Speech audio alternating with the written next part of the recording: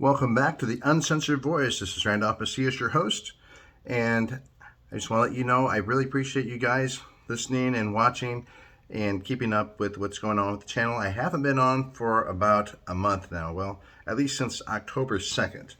I've been going around to multiple states doing a lot of different work, political work and stuff like that. It's been very rewarding. We are doing very well out here.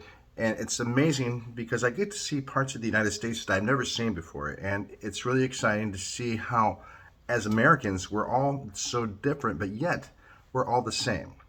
We are all the same because we're all Americans. And black and white, it doesn't matter. Right now, I'm in Louisiana, in Covington, and I've been seeing a lot of folks just doing what they do, doing their normal life, doing their normal routine. Right now, it is the day before Thanksgiving, so it is November 23rd. No, I'm sorry, excuse me, November 24th. Tomorrow is Thursday, so Thursday is Thanksgiving. And I just want to tell you, it has been a blessing to see everybody around this country be so kind to each other and so welcoming to their fellow Americans. I'm from Texas. I will always be from Texas. I was born in California, regrettably, but I made it to Texas as soon as I could.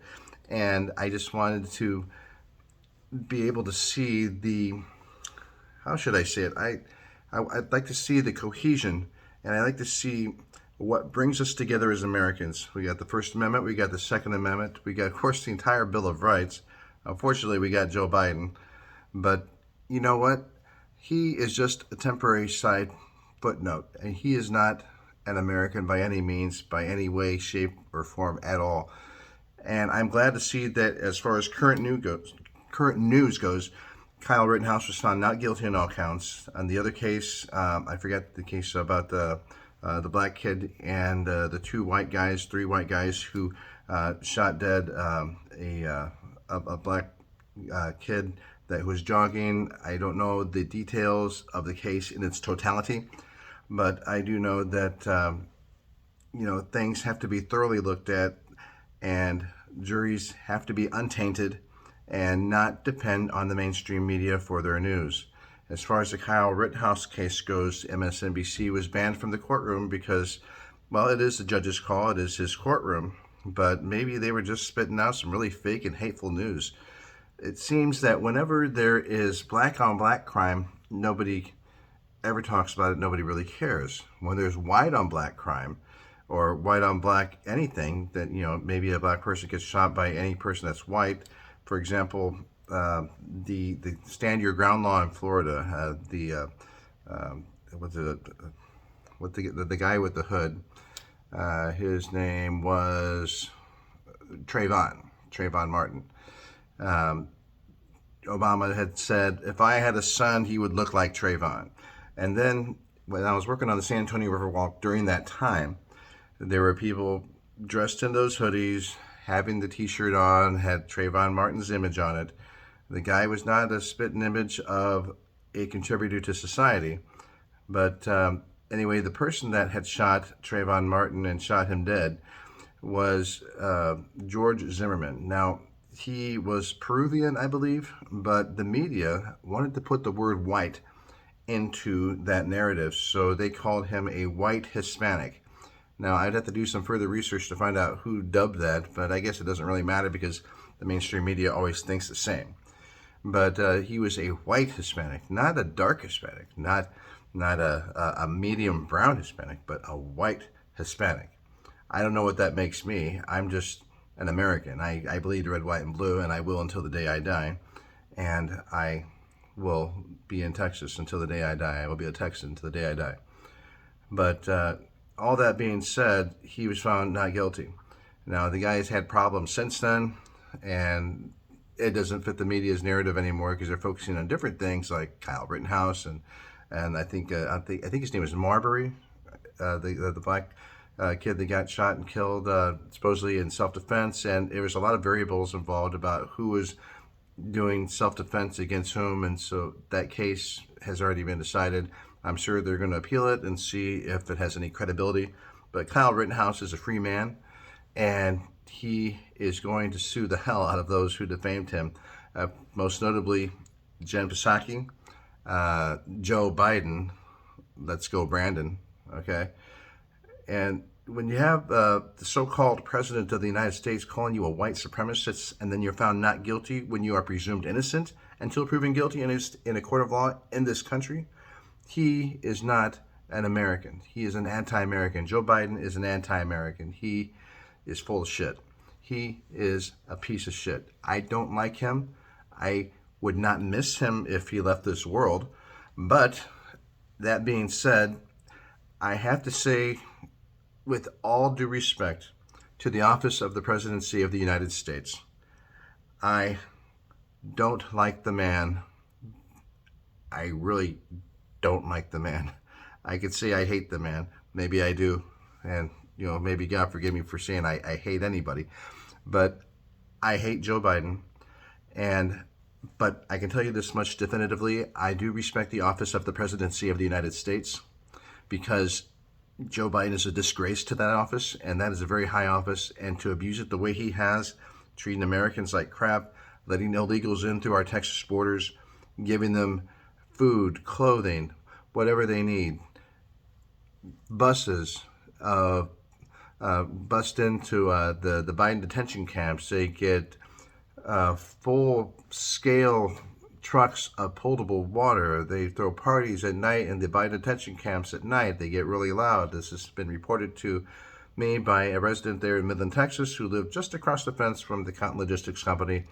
And that was right after I had talked to County Judge Terry Johnson in Midland County. He was blindsided. He has the highest elected office in Midland County, Texas, and even he was blindsided. He found out about it on Fox News. He had no idea. The feds did, however, lie to him, and this is on the record on my podcast, because what had happened is he found out on Fox News, okay, that these people were coming, and he didn't know when. So yeah, he called up the feds saying, hey, somebody's coming to my county. Who's coming to my county? So the feds said, oh, don't worry, county judge, they'll be here next week. Well, guess what? They were there that same night. The feds lied to the county judge in Midland County. That is on the record. That is the absolute truth. That is not fake. The feds lied. They do all this stuff in the middle of the night as well, knowing full well that under the cover of darkness, which is a very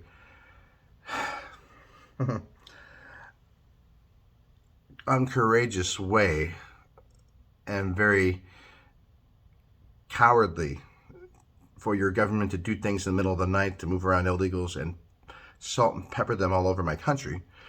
But, of course, he was wondering why they put these illegals in a conservative stronghold, because the reason why is he wants to water down the demographics in that area, knowing full well, using the power of the presidency, which is the disgrace. He's a disgrace to the presidency. He's using the power of the presidency and his power of being able to move around these people logistically anywhere in our country in the middle of the night.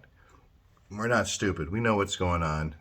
And the DHS is now under a new administration. Maybe there are some good people that work for this horrible administration that we're under right now, this regime, okay?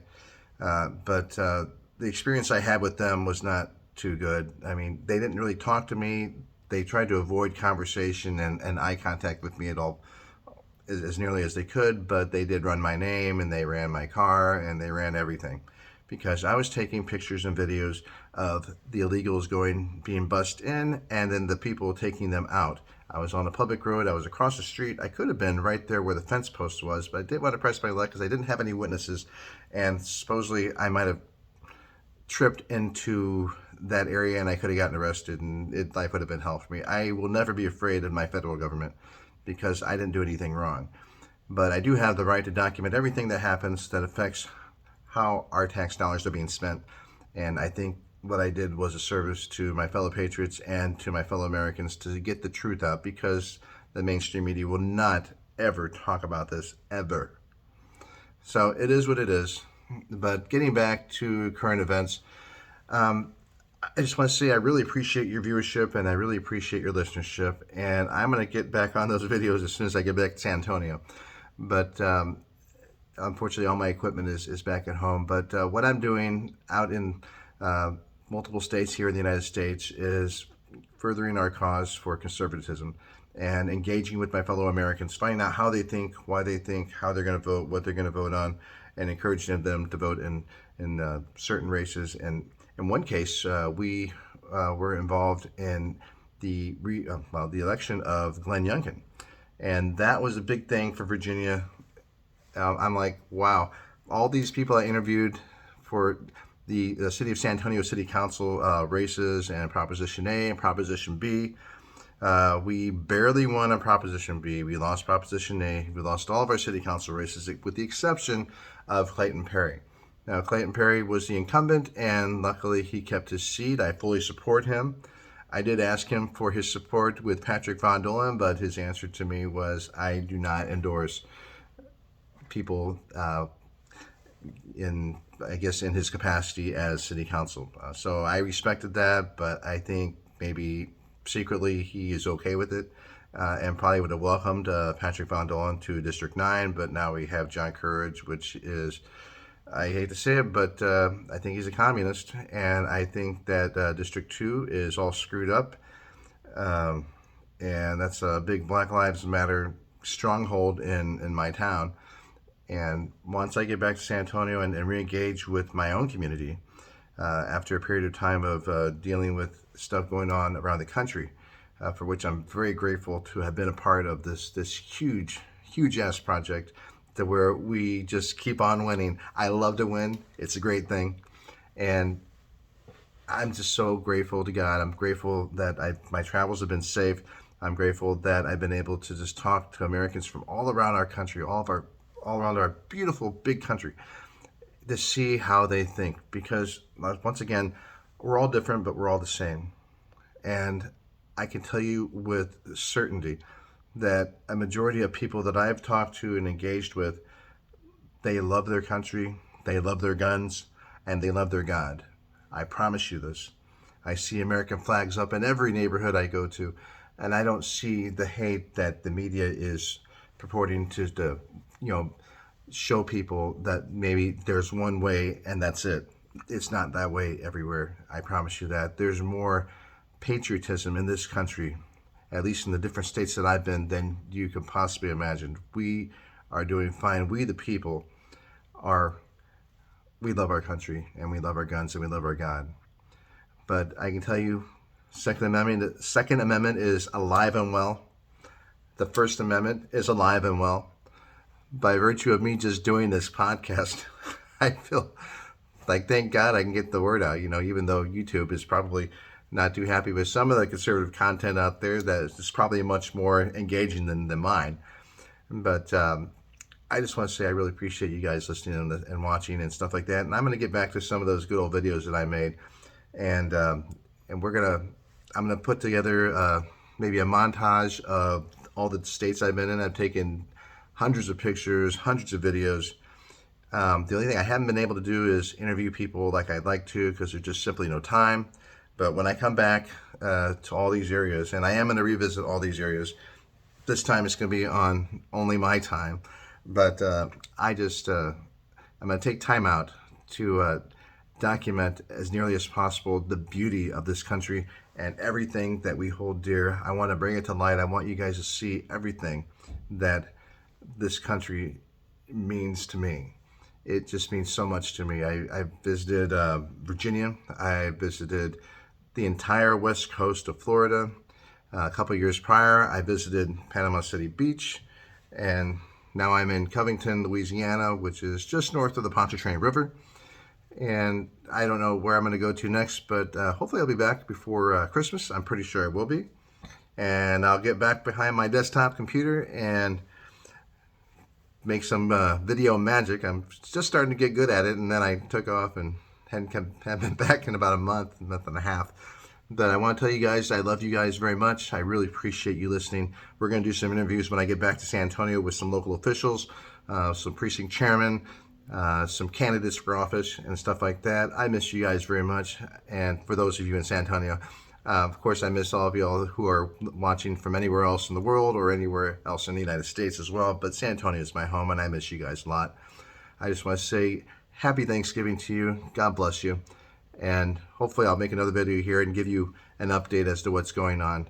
But I want to say God bless America, the great state of Louisiana from where I'm at right now, and God bless the great state of Texas. Thank you for listening. Thank you for watching, and God bless.